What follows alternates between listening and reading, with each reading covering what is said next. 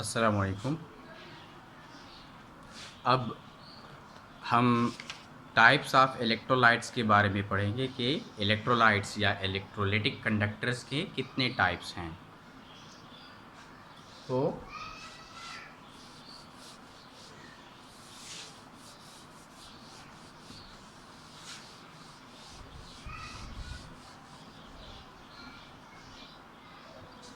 Types of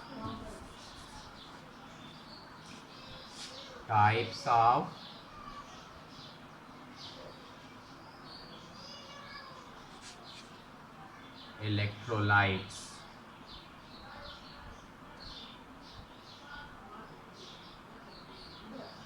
और types of electrolytic conductors. Electrolytes या electrolytic conductors के दो टाइप्स हैं।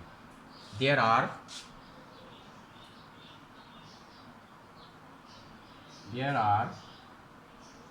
two types of electrolytes. There are two types of electrolytes, that is strong electrolytes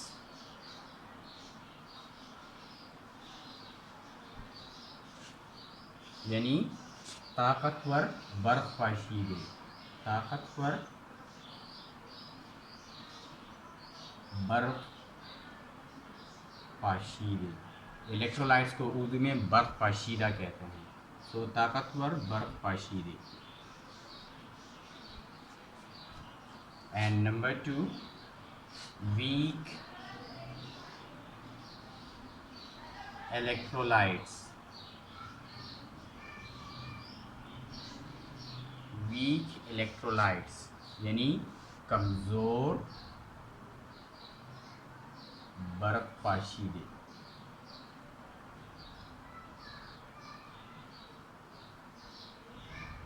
कमज़ोर बर्फ पाशीदे। So there are two types of electrolytes, strong electrolytes and weak electrolytes. ताकतवर बर्फ पाशीदे और कमज़ोर बर्फ पाशीदे। अच्छा, अब स्ट्रॉन्ग इलेक्ट्रोलाइट्स क्या क्या हैं?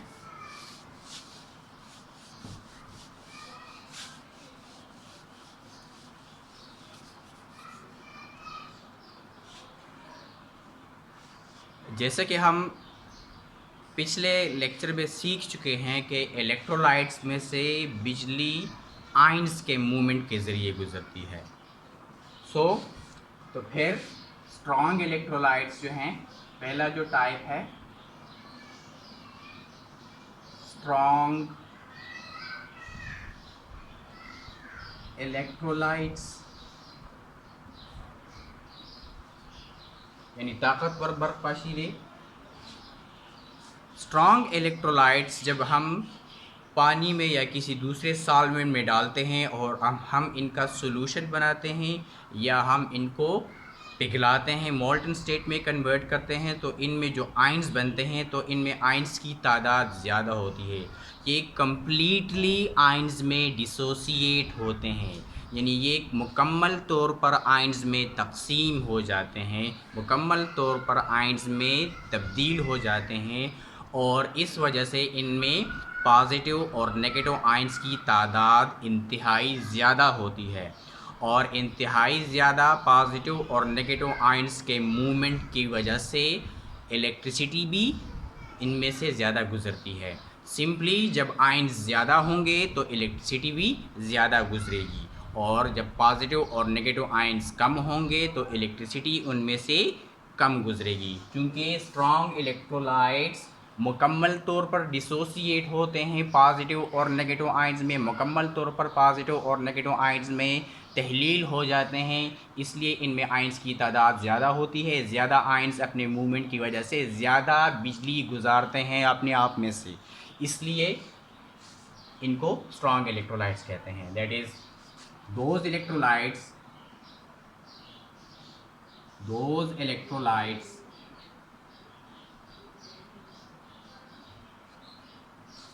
which completely which completely dissociate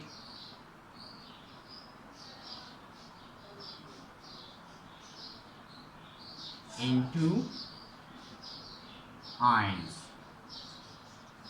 वो इलेक्ट्रोलाइट्स जो कि मुकम्मल तौर पर आयंस में तकसीम हो जाते हैं, completely dissociate into ions and can pass large amount of electricity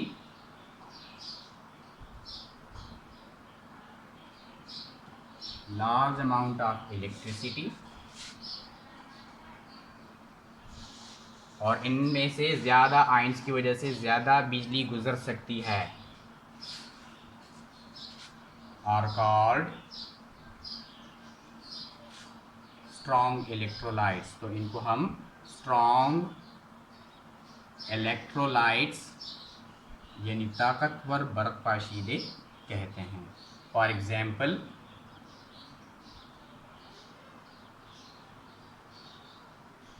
तमाम स्ट्रॉन्ग एसिड्स, तमाम स्ट्रॉन्ग बेसिस कम्प्लीटली आइंस में डिसोसिएट होते हैं। तो तमाम स्ट्रॉन्ग एसिड्स और तमाम स्ट्रॉन्ग बेसिस के सॉल्यूशंस जो हैं वो स्ट्रॉन्ग इलेक्ट्रोलाइट्स हैं। For example HCl solution, HCl एक स्ट्रॉन्ग एसिड है।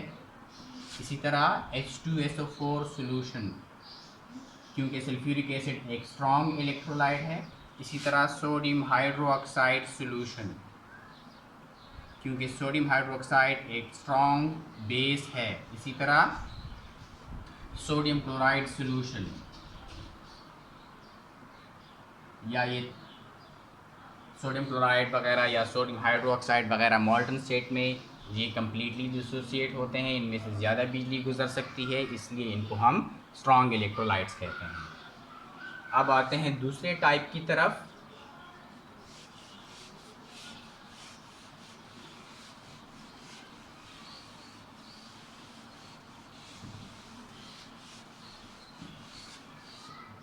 That is weak electrolytes. दूसरी टाइप जो है वो है वीक इलेक्ट्रोलाइट्स, यानी कमज़ोर Barq पाशीदे।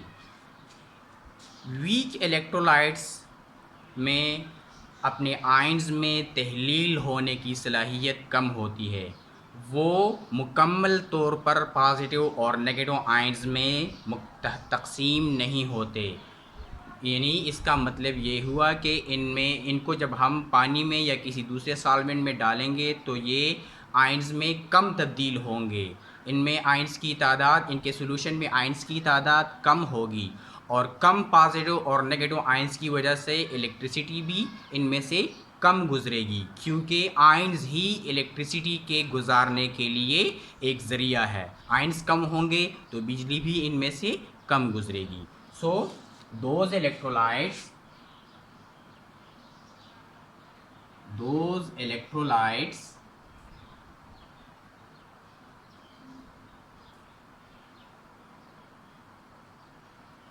which do not completely dissociate into positive and negative ions into ions and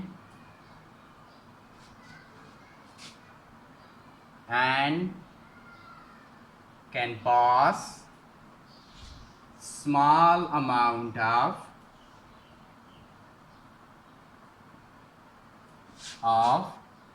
electricity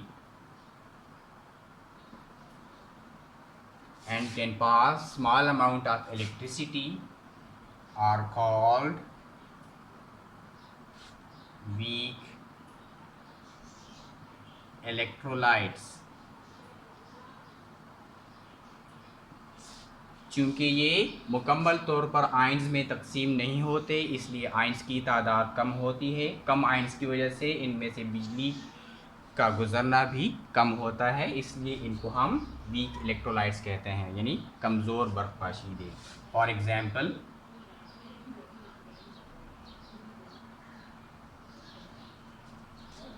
acetic acid solution CH3COOH solution. Acetic acid का सॉल्यूशन जो है, जब हम एसिटिक एसिड को पानी में डालते हैं और इसका सॉल्यूशन बनता है तो इनमें से एसिटिक एसिड मुकम्मल तौर पर एसीटेट आयंस में और हाइड्रोजन आयंस में तकसीम नहीं होता। इनमें से पॉजिटिव और नेगेटिव आयंस की तादाद कम होती है जब ये पानी में डिज़ोल्व होते हैं। ज़्यादातर ये पानी में अनडिज़ोल्व फॉर्म में होता है, और डिज़ोल्व फॉर्म में या आयोनाइज्ड फॉर्म में एसिटिक एसिड कम होता है, आयंस की तादाद कम होती है, इसलिए इनमें से ज़्यादा बिजली नहीं गुजर सकती। ये तकरीबन 3.5 से 4% तक आयोनाइज होते हैं, बाकी तकरीबन 96% अनआयोनाइज होता है। तो आयंस की तादाद कम होती है, इसलिए इनमें से बिजली ज़्यादा नहीं गुजरती। इसी तरह ammonium hydroxide solution. Ammonium hydroxide भी जब पानी में डिज़ोल्व होता है तो ये पानी में मुकम्मल तौर पर आयोनाइज नहीं होता है। इसके आयंस में तब्दील होने की सलाहियत इंतहाई कम है, इसलिए आयंस कम हैं तो इसमें से बिजली इंतहाई कम गुजरेगी। एसिटिक एसिड एक वीक एसिड है और अमोनियम हाइड्रोक्साइड एक वीक बेस है। तो तमाम वीक एसिड और तमाम वीक बेसिस कम आयोनाइज होते हैं, इसलिए इनमें से बिजली इंतहाई कम गुजरती है, इसलिए इनको वीक इलेक्ट्रोलाइट्स कहते हैं, यानी कमज़ोर बर्फ पाशीदे कहते हैं।